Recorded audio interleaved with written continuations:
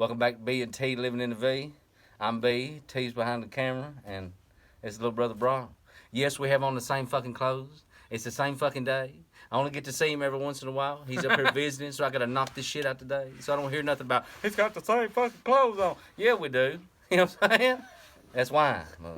I know how you are on these comments and shit, you know. But anyway, we're gonna tell you some more stories today. We want to thank everybody for listening to our stuff and liking our stuff and just hanging out with us when we tell these stories.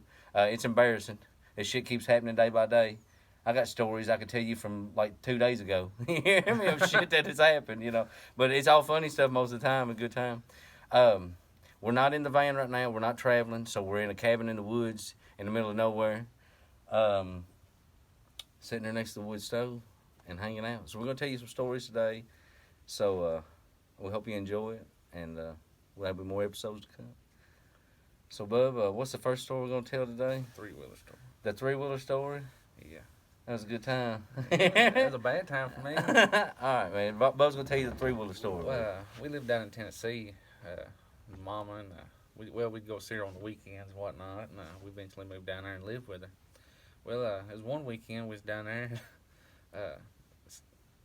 Man she was with at the time got this or three-wheeler going. I'm sorry. It was one of those big red three-wheelers. Remember them? Yeah, big bubble-tired motherfucker. You know what I'm saying? We got this three-wheeler going, and Brandon learned to drive it. You know, I rode on it and whatnot, and we rolled the wheels off that thing. It was a good time. That thing cost me a lot. I got a lot of stitches from that thing. Yeah. You got a lot of scars from that old boy too, don't you? Hell yeah.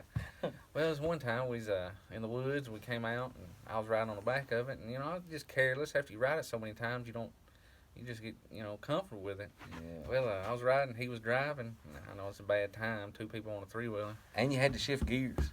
Yeah. Like this back before all that automatic stuff. Like you had to work. Yeah, And we lived on the mountainside. Or stayed. Our grandmother at the time lived on the mountainside. Remember that? Mm-hmm. I mean, it was a straight up mountain, like a rocked off damn mountain. You know what I'm saying? But go ahead, sorry. But we came off. We came off in some tall grass. By the time we hit a bump, my leg popped off and it went underneath the back wheel, the right wheel, and well, that thing was loud. So I was hollering. I was hollering pretty good, and it was just grinding my leg, and I was just screaming. Brandon was cobbing on that throttle. I guess I was gonna go fast. You go fast. I don't know. I thought you were just having a good time. But I finally I wiggled him. Golly, it tore the meat off the back of my leg. It had them big old cleat tires. Yeah. Remember those big square cleats? That was a bad time. Brock screaming, just giving it up, dude, screaming behind me. They having a good time. Look back and this whole fucking leg's underneath the tire. Goodness, it was raw. Like it was bad. It spun it, didn't it, brother? Yeah, I remember the first shower. It was like acid. I had to put that old Irish Spring soap in it, didn't you? Yeah, man. It burnt. It was so bad. That's good shit, man. I ain't much on three-wheeler. You went for a while on that one, didn't you? Yeah. Hey, that's that same three-wheeler that I flipped over in that creek bed at that time. Remember that? Came off that And I little fucking blowed my elbow out. Remember? I was laid out and crawled out like I was in the middle of battle and had to fucking crawl back to behind the line. guy up there on the porch in his underwear just smoked a cigarette. He was too. I got to the edge of the road. Remember? That old boy on that top of the side of that mountain was in his drawers, man, smoking a fucking cigarette. Never hollered and said, "Are you all right?" He went off this creek He just stood there and smoked. about 12 foot down. I'm laid out on the ground there.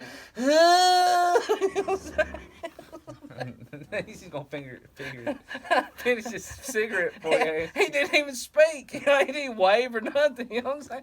So yeah, that old three-wheeler boy, that was a son of a bitch. That old three-wheeler was. Cursed. Yeah, there was something wrong with him. And then the only thing that old boy cared about was the fact that we fucked up the three-wheeler. Bent the Each time. handlebar. Well, we bent the damn plastic the first time. Your leg got caught. He got mad about that. Fuck. This ain't like we wanted to stitches. Hell no. That's rough. Damn. You gonna tell about the it just gets me. It skinned the fuck out of your leg, brother. It was a bad time. It looked like he'd been scalped only on his calf muscle. It was It was a bad time. Indians got him. You know what I'm Probably saying? my leg didn't get ripped off underneath that wheel. It was bad. They had them old cleat tires, them bubble tires. That's so much afloat. We were hollering, squalling. It was I bad. thought you was having a good time. But I just crank, gang, gang. Crank down in that son of a bitch. Anyway, all right. Next story we're gonna tell today is we're gonna call it the super glue story. And no, it's not what you think. We ain't super glue ourselves to nothing or nothing No. like that.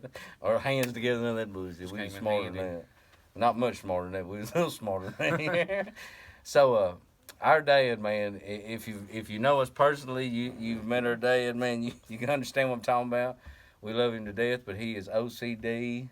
And I'm talking about the worst case I think. I don't think I've ever seen anything on TV. It's as bad as Dad's OCD. Like it's horribly bad. But anyway, my dad, our dad, used to have a lot of trinkets. And if you grew up in the '90s, '80s and '90s, like everybody had they called them knickknacks. And if you fucking touched them, you get swatted. It didn't matter how old you was or nothing. You know what I'm saying? So you knew better to touch grannies or aunties or or anybody's knickknacks. Like you knew fucking better. Hell, you know what I'm saying? When you're a kid, you get smacked for it. You know what I'm saying? But anyway, Daddy had a bunch of knickknacks. And he had a bunch of old, I want to say it was like China is what it was. Like Chinese dishes and stuff, you know. Really nice. And I think it was a serving dish. It was a rounded serving dish, and it was like out of porcelain. It was really, or Had you a know, China. It was really lid nice. on it. Yeah, it was really light. Remember that? But it was real pretty. It had all painted up and stuff. But anyway, Daddy had all these cool stuff like beer steins from Germany and stuff. Remember the big steins and stuff. But anyway, so me and Bub in there fucking around in the living room. Dad used to clean the house every day in order of certain rooms. He would clean it in a circle, and then after he had cleaned these places, you couldn't go back in these fucking places till he was done with the whole house. You know what I'm saying? But anyway, so he's out front, and my dad used to get out. Our dad used to get out and sweep the sidewalk. You remember that? Mm-hmm. This how OCD. He would sweep his part of the concrete out in front of the house. You know what I'm saying? Where his car was allowed to park. You know what I'm saying? You remember that? Sweep the ditch of the sidewalk. And Yeah. everything. But he kept it clean though. I got to give him that. You know what I'm saying? But Yeah. anyway, he washed the porch every day. You remember that? Mhm. God, it was a pain when he was a kid. But anyway, OCD, man. If you got OCD, I feel bad for you because it looked like it was rough. But anyway, so me and Brock's fucking around in the living room. I think we was arguing. I was doing some scuffling. Scuffling. What Daddy called it. Fucking scuffling. Started pushing on each other. And I think it was, I pushed Bub pushed me. I can't remember which one it was. But one of us went ass first, straight down on the table where this beautiful Chinese light porcelain fucking dish was. And it some bitch just folded open like a blooming onion. we automatically knew We was dead. it was done. Yeah, that was gonna be an ass whipping. Oh yeah. You know what I mean? You had broke a fucking knick-knack, and it looked. I think it was an expensive knick-knack. You know what I'm saying? Oh yeah. Oh, but so anyway, where we live in an apartment here, and it was like an apartment house or whatever, and it was an apartment made onto the next one. Well, fuck it, I was just gonna say we lived in the ghetto. You remember that? Yeah. And them side apartments like you live in the ghetto over in Glasgow. What was that name of that street? McGraw? Yeah. Word up McGraw, that's us. I'm representing here. But anyway, so we lived in those apartments over McGraw. I don't hear it in the comments. You hear me? None of that extra shit. But anyway, the lady living right next to us, we went to school with her son, Thaddeus Nichols. If you're out there, Thaddeus, brother, hey man, it'd be good to hear from you. We ain't seen you in a long time. And we sure appreciate your mama. You hear me? But anyway, so me and Bub knew the lady next door and, you know, her son or whatnot. Well, Bub, and we scooped this bowl up while Dad's outside sweeping. And he wouldn't come back inside until he was done. He finished his stuff. So we knew he had, I guess, 10 minutes, 15 minutes at the most. Like, I'm pushing it at 15 minutes. But anyway, we scooped this bowl up in all the pieces and run out the back door. And if you ever been over there on McGraw, man, the back door to one apartment's here, and then there's the air conditioner units, and there's another door here. So we went out, around, back up there, and knocked on this door, and asked Thaddeus' mama to help us fix this thing before Daddy beat our ass. You know what I'm saying? She seen the fear in her eyes. I believe she saw how we knew we was dead. Like like on Green Mile, dead man walking here. You know what I'm saying? That's how the fuck we Right there, felt. Goodness. But what'd she do for us, bud? She came in the clutch. She came in the clutch. You right, bud. She came in. We went in there, assembled that thing, and just so happened when he got done, we was like, "Oh, we're screwed." Somebody pulled up outside. The good Lord, tell me the good Lord ain't real. You hear me? You praying for a miracle, and the good Lord has Charles Patrick show right up. You hear me? So Daddy's out there talking to him, and she knew. Oh She man. knew, because we was trying to throw it all together. And about the time we got done, Daddy's walking up that walkway, and That was the hardest puzzle I've ever put back together. You know how hard it is to put China back together with super glue while you're shaking and you're scared to fucking death? You know what I'm saying? So we put it back on the table, remember? yeah, And it made the eyeball pass. When he passed it, yeah. never said a word. Never said a word. What was it? 6 months, a year later? He broke it. He was in there wiping off. Daddy, I'm sorry if you ever see this. I apologize. We never told our daddy this ever. He was in there dusting the table, and when he picked up that bowl, that motherfucker it just folded open and broke. And it was like that one movie. It's like, what'd you do, Tommy boy? What are you doing? So I was like, oh, Daddy, oh, what What are you doing, Daddy? yeah, dang, Daddy, you know what I'm saying? So we played that off real good. So that's the ass whipping we never got, but I'm sure we got one later on that we didn't deserve that would bank up for it. So I say we're even with the house. We got a lot of ass whippings when we was kids. Oh, man. What was the next story I wanted to tell? Oh, Stephen Bailey, the mice story. Yeah, you got lay it on. Yeah, so me and Stephen Bailey, buddy of mine. Hey, Stephen, if you ever get to see us, brother, we miss you. Holler at us, man. We ain't seen you in years. Hopefully all these people come through.